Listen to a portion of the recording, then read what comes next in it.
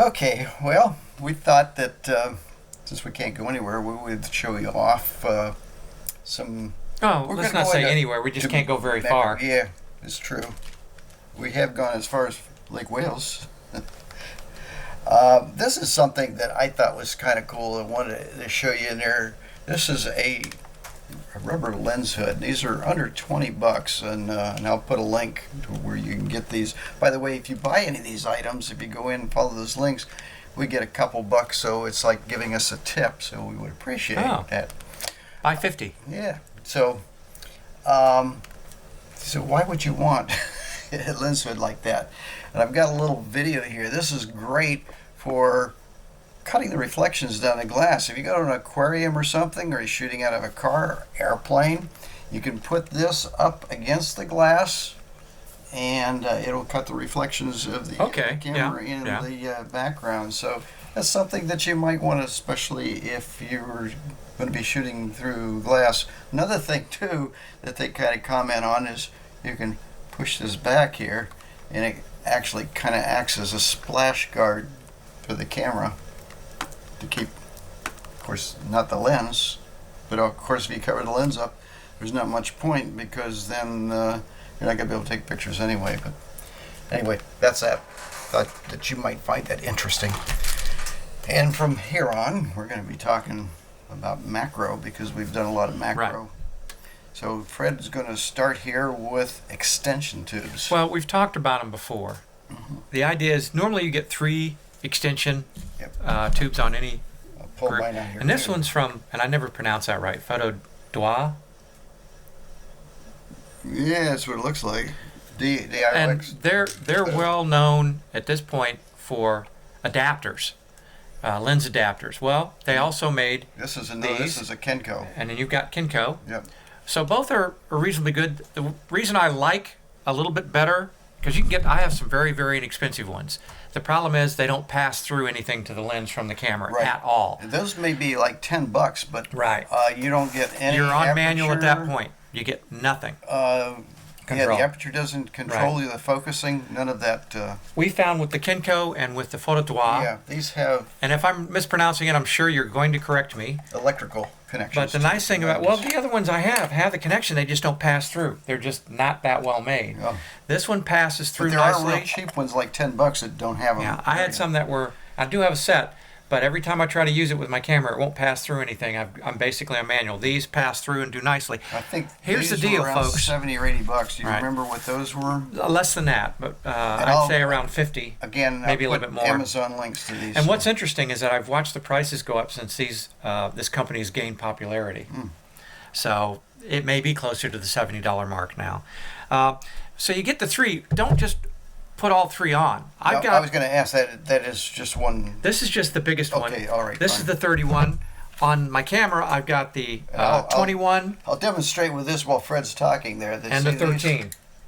Come apart, and there's 3 of them. Right. So I've got the 2 smaller ones here with a basic 18 to 55 kit lens. And what it does is it turns it into a super macro. Where I could focus before and get close and get a little bit of detail. Point out you can stack them. Right. So I've got 2, but it's kind of like having a puzzle. You've got to figure out which combination works best. Right. All 3 of these, not good. It's just because what happens, even with these 2 on, I have to get very close because it's super macro. Everything is really now enlarged. If I took the lens cap, you would see the Canon, instead of just looking, saying the small Canon, it just said very large, and you almost couldn't see anything but that. But you do still have to get very close, and you have a very short distance where you can actually focus. You move back too far, you can't focus. You move in too close, you can no longer focus. You've got a sweet spot, and that's where you can focus with these things. But what it does is it brings everything closer, where just with the 18 to 55, I could get right on top of it, and I had good focal length. I could still only get so much detail. I could only get so close to it. Right. And if you got a macro lens and do this, you're turning your macro into a super macro lens. Super macro. And which is not a bad thing, because again, you're going to have to be a little closer with it. You're going to have a shorter length or space for focal. Yeah, but that's all right. Get a narrower depth of field. Yes, but that's a good thing. That depth of field can give you that, what I like to call the delicious bokeh in the background. And there's another con disadvantage of these. The more of these you stack them, you're moving that aperture away from the Yes. lens, so it's actually technically slowing down the lens, and by that I mean less light's getting in. Yes. So your f2.8 may become a 4, 5, 6, depending Right. on. You're really having to open up the aperture on the camera well, itself. imagine if you got a hole this big, and now you move it in here, it's It seems smaller. smaller. So they're a good way to take just any lens. Actually, I've used them with this one, which is a 18 to 300. No, I did not use it all the way extended, but I had it to bring me a little closer because I didn't have a macro with me at the time. By the way, with a zoom, it worked pretty good. You can also control your focus by zooming in Yes, and out. that was the nice thing, is I was able. able to zoom in and have a lot more control and didn't have to lean in as much. Right. But I didn't have to have it all the way out at 300. I don't know if I would advise that. I was doing insects and butterflies, things like that at the time, and I got some good captures from it. I was very pleased. So it's handy even if you have the right, what you consider the right lenses, meaning you have your macro and you have a nice zoom. You can also use these with a prime lens. Right. And if you don't want to buy or can't afford a macro lens, these are a cheap, Right. I won't say cheap, an inexpensive A alternative. less expensive alternative. Yes. Until you do decide that you're going to make that jump and pay the money to purchase a macro lens. Mm-hmm. So there you have it, and you can see some pretty nice stuff. Jim has another way that Yeah. you can take what you already have and turn it into a macro Yeah, situation. and this is just a ring. And again, these are relatively inexpensive, and I don't remember exactly what the price is. But what this does is this screws into your lens here, like this.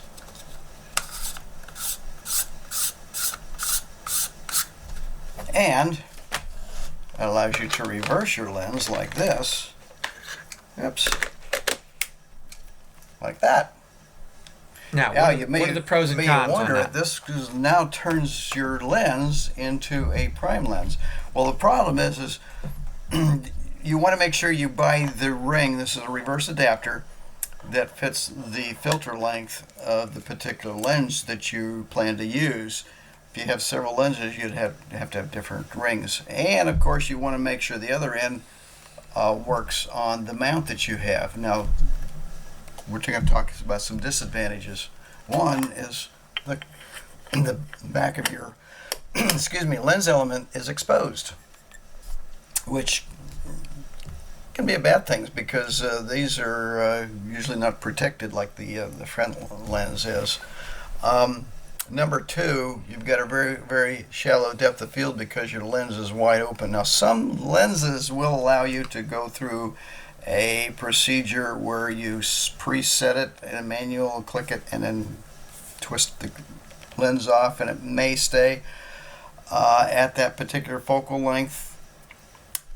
But we'll let you experiment with that on your own. And to me, not all cameras do right, that. to me, using this lends itself more to a indoor studio situation than necessarily outdoor, where you don't have control over the environment. Now, and you are also going to need usually more light too. Yes. I've got some pictures here that I thought I would show you that I did with this particular setup you're seeing right here. Well, the first one is this next is the little next on the computer. You can see how close you can see the individual pixels. The next picture is a stem of a plant, and this is just showing that's maybe a half inch of that. I mean, I'm really, really close with this. Now, this was outdoors, and believe it or not, was handheld. This is a close-up of the inside of a flower, and you can see the shallow depth of field that we're getting here. And finally, I photographed, this is just a screen on our patio screen, so you can see how close I am and also see how it's out of focus because I'm at a slight angle. So the depth of field is very, Very, very short. shallow. Very shallow. Okay. It has So- good and bad connotations. Yeah, and So something like So- this, you've really got to be straight on to make the most out yeah, of it. you've got to. It's there's some issues, but again, it's a very inexpensive way Right. to get be able to use lenses you already have to use as true macros. In fact, that gets a whole lot closer than any of my current macro lenses. So I got something else here. Let me go ahead and take this off, if it lets me. And again, I'll put links to these, but be aware that you want to get one that fits your camera and your filter mount for the lens or lenses that you want to use. This other one that I'm going to show here is a reverse ring also, but it's a little different.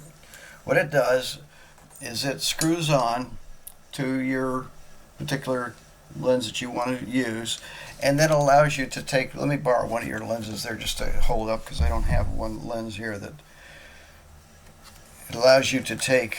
Let's take that off there just for a moment. Whoops. I almost bought you another lens. I was going to say, I was going to get a new lens. It allows you to take a second lens and reverse it and screw it onto the front like this. What you're basically doing is using that second lens like a extreme close-up lens. Because of the high quality optics that you're getting with that, this is a much better alternative than using one of those inexpensive close-up, what do you call it, filters?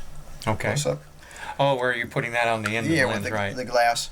So I think they call them Tele Lenses. yes, the advantage to this is now you're able to, you have electrical connection to your main lens, so you're able to use the aperture and the focusing of that lens there. Disadvantage, again, you've got the rear element Right. exposed.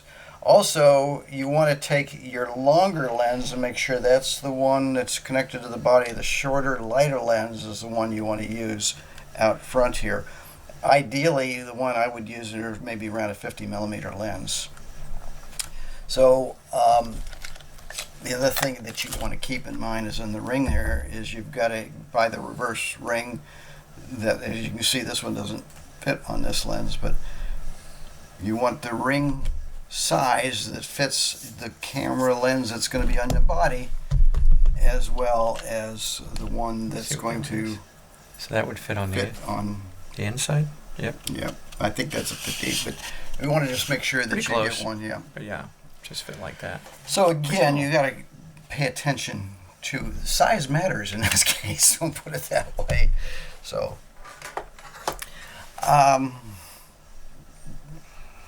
I think that's there you what have we it. got.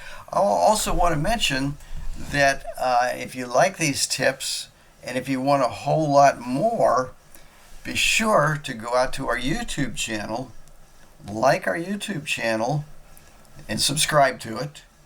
And then contact me at Jim@thephotobug, and I'll send you a link where you can download my complete guide to macro photography, the Photobug Complete Guide.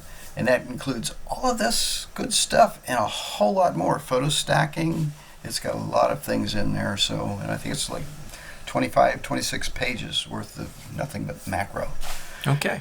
All right. Well, here you have it. I got nothing more to add unless you do. Yes, I'm going to get the last word in.